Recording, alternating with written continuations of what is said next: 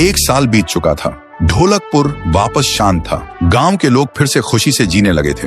हर पूर्णिमा को लोग एक दिया जलाकर ठुन ठुन ठुन साहुर को याद करते थे। पर एक रात कुछ ऐसा हुआ जो फिर से सब कुछ बदल के रख दिया। लाशें फिर से मिलने लगी। हर 2 दिन बाद किसी न किसी के घर के सामने एक कटी हुई लाश पड़ी होती। गांव फिर से कांप उठा। एक दिन सब लोग महाराज के पास पहुंचते हैं और रो रो कर गांव की घटनाओं के बारे में बताते हैं। रात को महाराज 2 सेनापतियों से कहते हैं, जाओ और खोजो इस कांड के पीछे कौन है। लेकिन सुबह सिर्फ उनकी लाशें लौट कर आईं। एक का सिर था ही नहीं, दूसरे के पैर कट चुके थे।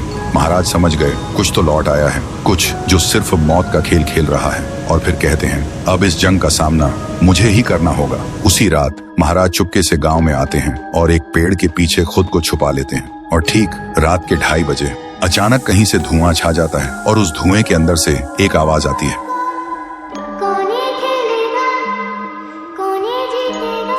और फिर धुएं के बीच से निकलती है एक गुड़िया, गोल आंखें, एक बेजान सी मुस्कान, लेकिन चेहरा मौत का पैगाम।